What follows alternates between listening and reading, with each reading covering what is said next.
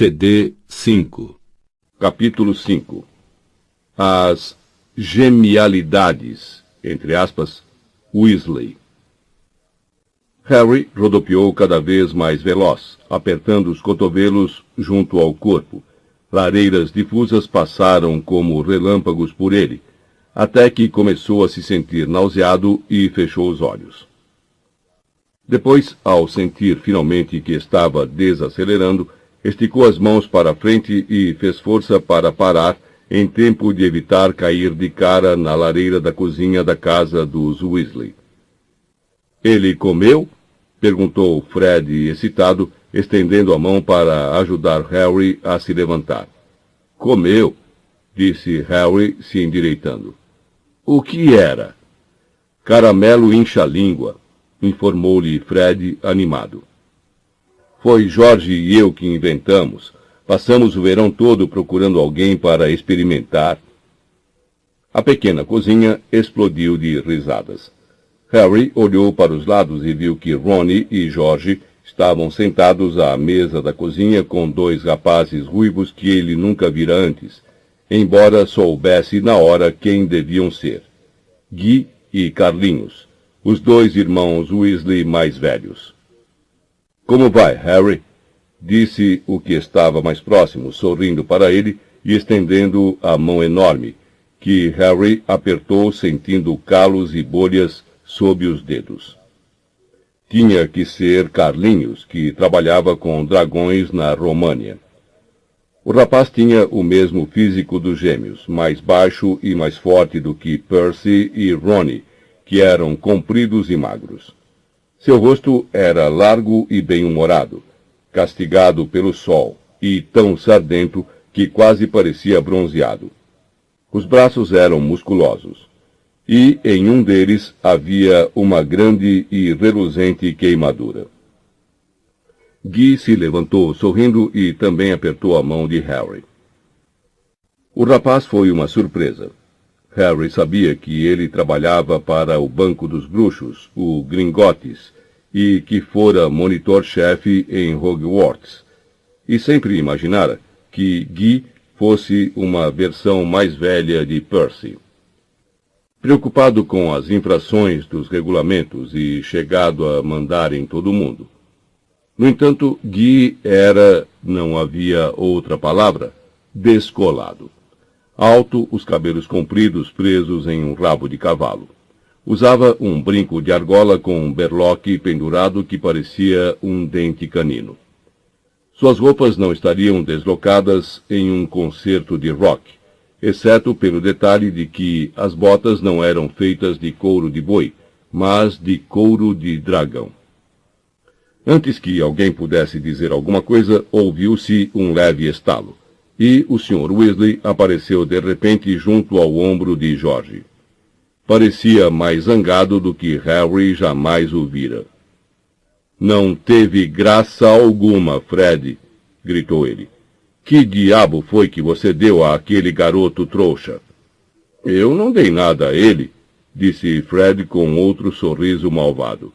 "Só deixei cair um caramelo. Foi culpa dele se o apanhou e comeu. Eu não o mandei fazer aquilo." "Você deixou cair de propósito", berrou o Sr. Weasley. "Sabia que ele ia comer. Sabia que ele estava fazendo regime." "De que tamanho ficou a língua dele?" perguntou Jorge, ansioso. "Já estava com mais de 1 metro quando os pais me deixaram encolhê-la." Harry e os Weasley caíram na gargalhada outra vez. "Não tem graça!" gritou o Sr. Weasley. "Esse tipo de comportamento desestabiliza seriamente as relações bruxos-trouxas. Passo metade da vida fazendo campanha contra os maus-tratos aos trouxas e os meus próprios filhos... Não demos o caramelo a ele porque é trouxa", disse Fred. "Não, demos porque ele é um filho da mãe implicante", disse Jorge. "Não é verdade, Harry?" É sim, Sr. Weasley", confirmou Harry com sinceridade. "Isso não vem ao caso", vociferou o Sr. Weasley. "Espere até eu contar à sua mãe." "Contar o quê?" perguntou uma voz às costas dele. A senhora Weasley acabara de entrar na cozinha. Era uma mulher baixa e gorducha, de rosto bondoso, embora, no momento, seus olhos estivessem apertados numa expressão de desconfiança. — Ah, olá, Harry, querido, disse ela, sorrindo ao vê-lo. Então, seus olhos se voltaram para o marido. — Contar o quê, Arthur? O Sr. Weasley hesitou. Harry percebeu que, por mais zangado que estivesse com Fred e George, ele não pretendera realmente contar à Sra. Weasley o que tinha acontecido. Fez-se silêncio enquanto o Sr. Weasley encarava a esposa nervoso. Então, duas meninas apareceram à porta da cozinha atrás da Sra. Weasley. Uma, de cabelos castanhos muito fofos e os dentes da frente um tanto grandes, era a amiga de Harry e Ron, Hermione Granger. A outra, pequena e ruiva, era a irmã mais nova de Ron, Gina. As duas sorriram para Harry, que retribuiu o sorriso, fazendo Gina ficar escarlate. Tinha um xodó por Harry desde a primeira visita dele à toca. — Contar o que, Arthur? Repetiu a Sra. Weasley num tom de voz perigoso. — Não é nada, Molly, resmungou o marido. O Fred e o George... Mas eu já tive uma conversa com eles. O que foi que eles fizeram desta vez? Perguntou a Sra. Weasley. Se foi alguma coisa relacionada com as genialidades Weasley, por que você não mostra ao Harry onde ele vai dormir, Ron? Sugeriu Hermione da porta. Ele já sabe onde vai dormir, respondeu Ron. No meu quarto. Foi lá que dormiu da última. Então todos podemos ir, disse Hermione, sublinhando as palavras. Ah, fez Ron entendendo. Certo. Nós também vamos, disse George. Vocês ficam onde estão, vociferou a Sra. Weasley. Harry e Ron saíram de fininho da cozinha e seguiram com as meninas pelo corredor estreito. Subiram a escada desconjuntada e saíram zigue-zagueando pela casa até os últimos andares. O que são genialidades Weasley? Perguntou Harry quando subiam. Ron e Gina riram, embora Hermione continuasse séria. Mamãe encontrou uma pilha de formulários de pedidos quando estava limpando o quarto do Fred e do George, disse Ron em voz baixa. Listas enormes de preços de coisas que eles inventaram. Artigos para logros e brincadeiras, sabe? Varinhas de imitação, doces surpresa, um monte de coisas. Genial! Eu não sabia que eles estavam inventando tanta coisa. Há muito tempo que ouvíamos explosões no quarto deles, mas nunca pensamos que estavam fabricando coisas, explicou Gina. Achamos que era só vontade de fazer barulho. Só que a maior parte das coisas, bom, na realidade, tudo era meio perigoso, disse Ron. E, sabe, eles estavam planejando vender os artigos em Hogwarts para ganhar dinheiro, e mamãe ficou uma fera. Disse que eles estavam proibidos de fabricar aquelas coisas e queimou todos os formulários. Já estava furiosa mesmo porque eles não conseguiram tantos NOMs quanto ela esperava. Os NOMs eram níveis ordinários de magia, os exames que os alunos de Hogwarts faziam aos 15 anos. Depois houve uma briga danada, disse Gina, porque mamãe queria que eles entrassem para o Ministério da Magia como papai, e os dois responderam que o que eles querem é abrir uma loja de logros e brincadeiras. Nessa hora, uma porta se abriu no segundo patamar, e um rosto com óculos de aros de tartaruga e expressão mal-humorada espiou para fora. Oi, Percy, cumprimentou Harry. Ah, olá, Harry. Eu estava imaginando quem é que estava fazendo essa barulheira. Estou tentando trabalhar aqui dentro, sabe? Tenho um relatório do escritório para terminar, e é difícil me concentrar se as pessoas não param de subir e descer fazendo as escadas reboarem. Não estamos fazendo as escadas reboarem, retrucou Rony irritado. Estamos andando. Desculpe se perturbamos o trabalho secreto do Ministério da Magia.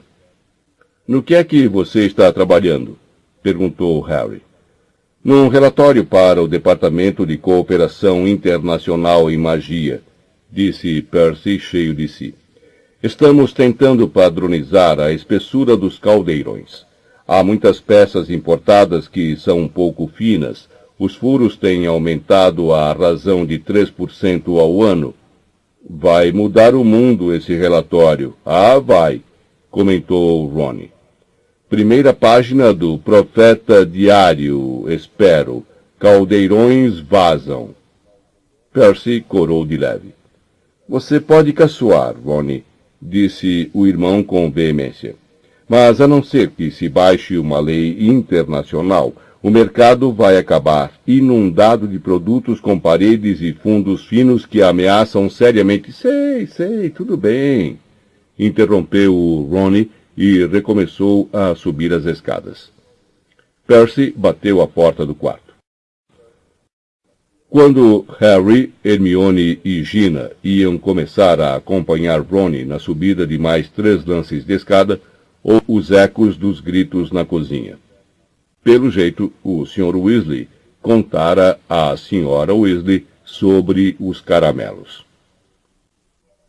O quarto em que Rony dormia, no último andar da casa, conservava a mesma aparência da última vez em que Harry viera passar dias com um amigo. Os mesmos pôsteres do time favorito de quadribol de Rony, os Chudley Cannons, em que os jogadores acenavam das paredes e do teto inclinado. O aquário no peitoril da janela, que anteriormente abrigara ovas de rã, agora continha um enorme sapo. O velho rato de Rony, Perebas, não morava mais ali. Em seu lugar, havia a coruja minúscula que entregara a carta de Rony na Rua dos Alfeneiros. Saltitava numa gaiolinha piando feito louca. Cala a boca, piche, disse Rony, manobrando para passar entre 2 das 4 camas que haviam sido espremidas no quarto.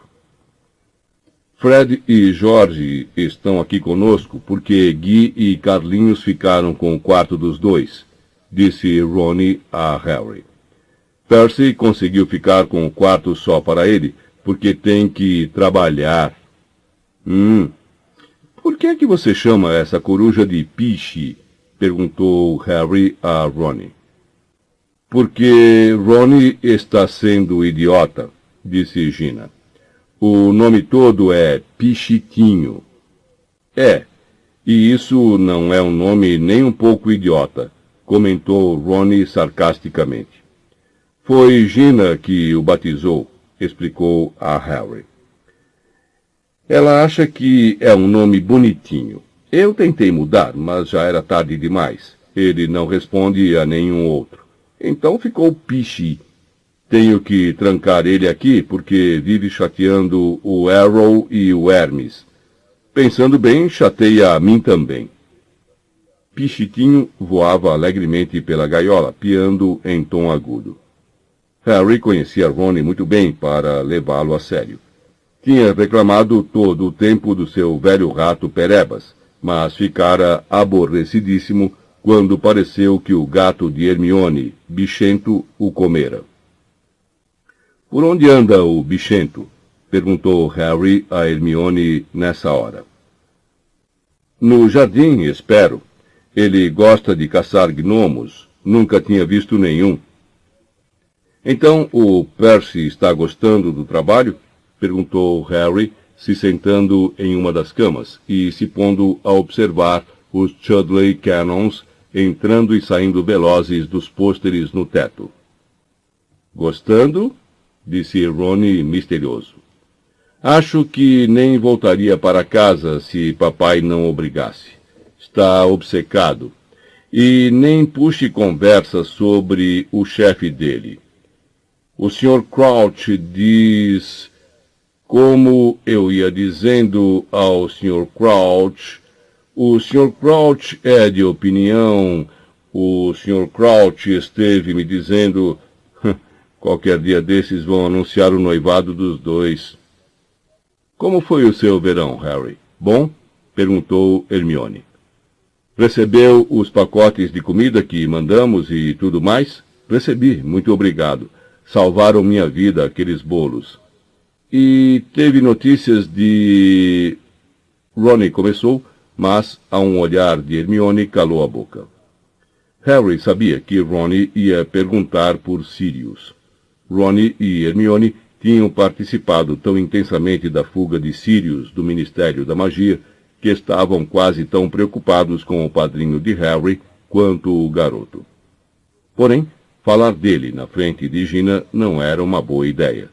Ninguém, a não ser eles e o professor Dumbledore, sabiam como o padrinho de Harry havia fugido, ou acreditavam em sua inocência.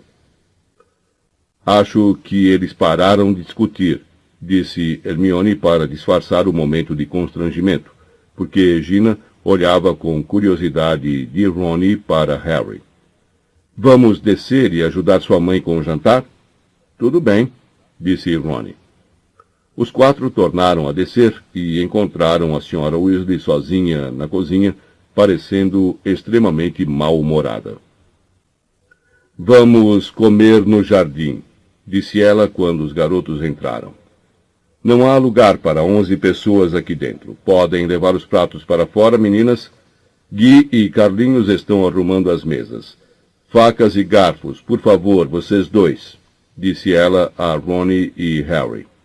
E apontou a varinha com um pouco mais de força do que pretendera para um monte de batatas na pia, que saíram da casca demasiado depressa e acabaram ricocheteando nas paredes e nos tetos. Ah, pelo amor de Deus! Exclamou ela, agora apontando a varinha para uma pá, que saltou de lado e começou a patinar pelo piso, recolhendo as batatas. Aqueles dois... explodiu ela furiosa, agora tirando tachos e panelas de um armário. E Harry entendeu que ela estava se referindo a Fred e George.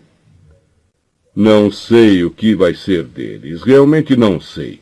Não têm ambição a não ser que se leve em conta toda a confusão que são capazes de aprontar. Ela bateu com uma grande caçarola de cobre na mesa da cozinha e começou a agitar a mão para os lados. Um molho cremoso foi escorrendo da ponta da varinha à medida que ela mexia. Não é que não tenham inteligência, continuou ela irritada, levando a caçarola para o fogão e acendendo-o com um toque da varinha. Mas estão desperdiçando a que têm, e a não ser que tomem jeito depressa, vão se meter em apuros. Já recebi mais corujas de Hogwarts a respeito dos dois do que de todos os outros juntos. Se continuarem assim, vão terminar tendo que comparecer à sessão de controle do uso indevido da magia. A Sra. Weasley apontou a varinha para a gaveta de talheres, que se abriu com violência. Harry e Ron saltaram para o lado ao ver várias facas saírem voando, atravessarem a cozinha e começarem a cortar as batatas que tinham acabado de ser devolvidas à pia pela pá.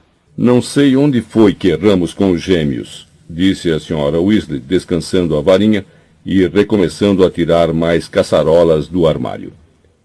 Tem sido sempre assim há anos, uma coisa atrás da outra, e eles não dão ouvidos. Ah, outra vez não! Ela apanhara a varinha da mesa, e a coisa emitira um guincho alto e se transformara em um enorme camundongo de borracha. Mais uma varinha falsa fabricada por eles, gritou ela. Quantas vezes já disse aos dois para não deixarem essas coisas largadas por aí?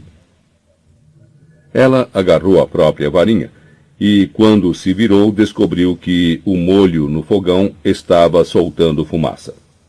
Vamos, disse Ron depressa a Harry, enfiando a mão na gaveta e tirando uma mão cheia de talheres. Vamos ajudar o Guy e o Carlinhos. Eles deixaram a Sra. Weasley e saíram pela porta dos fundos em direção ao quintal.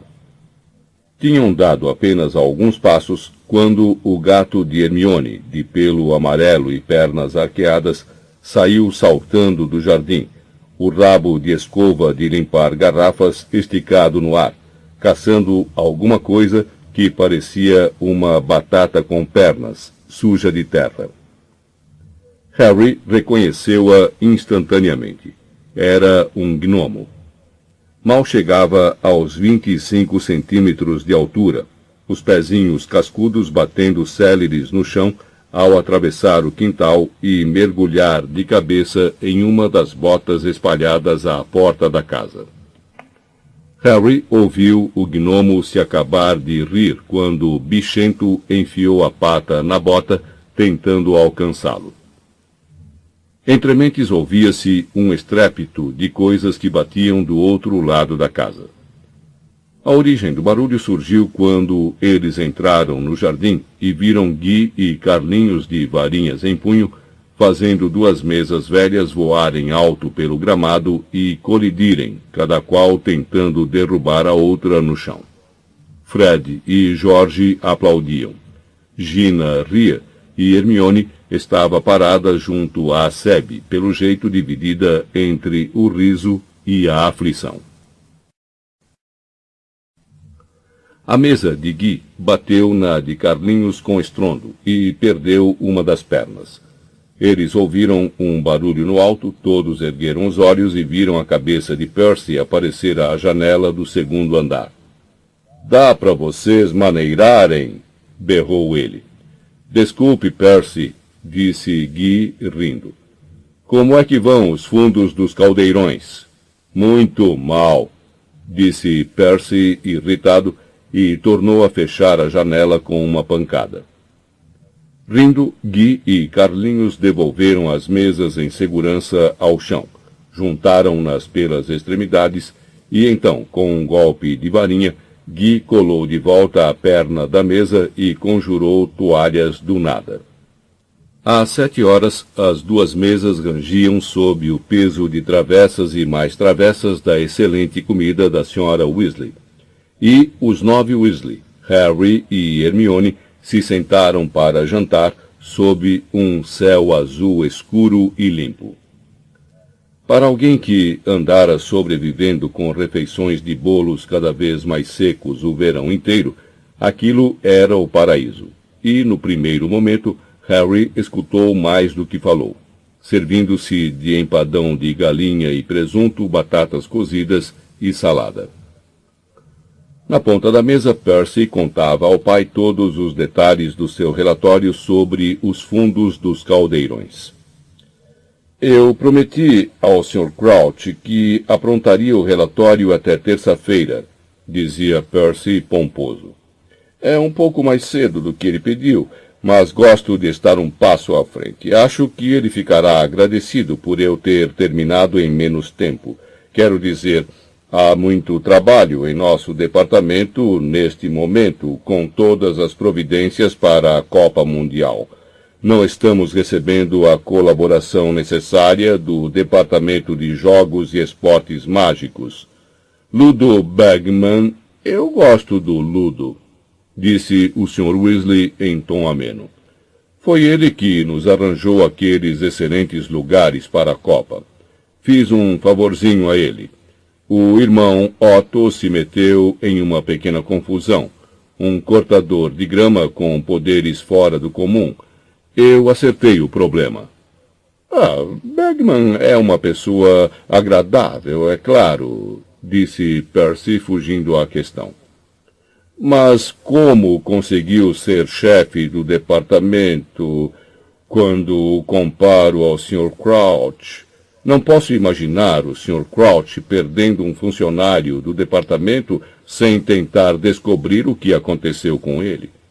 O senhor já se deu conta de que a Berta Jorkins está desaparecida há mais de um mês? Saiu de férias para a Albânia e nunca mais voltou? Verdade. Indaguei ao Ludo sobre isso, respondeu o Sr. Weasley, enrugando a testa. Ele me disse que a Berta já se perdeu uma porção de vezes antes, embora eu deva dizer que se fosse alguém no meu departamento eu ficaria preocupado. Ah, a Berta não toma jeito, é verdade, falou Percy. Ouvi dizer que ela é empurrada de departamento para departamento há anos, dá mais trabalho do que trabalha, mas mesmo assim Bagman devia estar tentando encontrá-la. O Sr. Crouch tem se interessado pessoalmente pelo caso. Ela trabalhou no nosso departamento uma época, sabe? E acho que o Sr. Crouch gostava bastante dela. Mas Bagman fica rindo e dizendo que ela provavelmente leu mal o mapa e, em vez da Austrália, acabou na Albânia. Contudo, Percy deixou escapar um imponente suspiro e tomou um bom gole de vinho de flor de sabugueiro. Já temos muito com o que nos preocupar no Departamento de Cooperação Internacional em Magia, sem ficar tentando achar funcionários de outros departamentos. Como o senhor sabe, já temos outro grande evento para organizar logo depois da Copa. Ele pigarreou cheio de importância e olhou para a ponta da mesa em que Harry, Ron e Hermione estavam sentados. O senhor sabe do que estou falando, papai, e alteou ligeiramente a voz. O evento secreto. Ron girou os olhos para o alto e murmurou para Harry e Hermione. Ele está tentando fazer a gente perguntar que evento é desde que começou a trabalhar. Provavelmente uma exposição de caldeirões com fundo grosso. No centro da mesa, a Sra. Weasley discutia com Guy por causa do brinco, que aparentemente era uma aquisição recente. Com um canino horroroso pendurado, francamente, Guy, o que é que eles dizem lá no banco? Mamãe, ninguém lá no banco liga a mínima para a roupa que eu uso desde que eu traga muito ouro para eles, disse Guy pacientemente. E seus cabelos estão sem corte, querido, disse a Sra. Weasley, passando os dedos carinhosamente pelos cabelos do filho. Gostaria que você me deixasse aparar. Eu gosto deles assim, disse Gina, que estava sentada ao lado de Guy. Você é tão antiquada, mamãe. Mesmo desse tamanho, eles não chegam nem perto do comprimento dos cabelos do professor Dumbledore. Ao lado da Sra. Weasley, Fred, George e Carlinhos discutiam animadamente a Copa Mundial. Vai ser da Irlanda, disse Carlinhos com a voz engrolada por causa das batatas que lhe enchiam a boca. Eles acabaram com o Peru nas semifinais. Mas a Bulgária tem o Viktor Krum, comentou Fred. O Krum é apenas um jogador decente. A Irlanda tem 7, cortou Carlinhos. Mas eu gostaria que a Inglaterra tivesse passado para as finais. Foi um vexame. Ah, foi. O que aconteceu? Perguntou Harry, pressuroso, lamentando mais do que nunca o seu alheamento do mundo mágico quando ficava atolado na Rua dos Alfeneiros. Harry era apaixonado por quadribol. Jogava como apanhador no time da Grifinória desde o primeiro ano em Hogwarts, e era dono de uma Firebolt, uma das melhores vassouras de corrida do mundo. Perdeu para a Transilvânia por 390-10, disse Carlinhos sombriamente. Um desempenho sinistro. E Gales perdeu para a Uganda, e a Escócia foi massacrada por Luxemburgo. O Sr. Weasley conjurou velas para clarear o jardim antes de comerem a sobremesa, sorvete de morangos feito em casa. E, na altura em que o jantar terminou, as mariposas voavam baixo sobre a mesa, e o ar morno estava perfumado com o aroma de relva e madressilvas. Harry se sentia muitíssimo bem alimentado e em paz com o mundo, e observava vários gnomos saltarem por dentro das roseiras, rindo desbragadamente, perseguidos de perto por Bichento. Rony correu os olhos, cauteloso, pela mesa, verificando se o resto da família estava entretida conversando. Depois perguntou baixinho a Harry. Então, tem tido notícias de Sirius ultimamente? Hermione olhou para os lados, apurando os ouvidos. Tenho, disse Harry baixinho. 2 vezes. Dá a impressão de que está bem. Escrevi para ele anteontem. Talvez receba a resposta enquanto estou aqui. De repente, ele se lembrou do motivo por que escrevera a Sirius e, por um instante, esteve prestes a contar aos 2 amigos que a cicatriz voltara a doer e que um sonho o acordara. Mas, na realidade, não queria preocupá-los naquele momento, não quando ele próprio estava se sentindo tão feliz e tranquilo. Gente, olhe as horas! Exclamou subitamente a senhora Weasley, consultando o relógio de pulso. Vocês deviam estar na cama, todos vocês. Vão ter que acordar quase de madrugada para ir à Copa.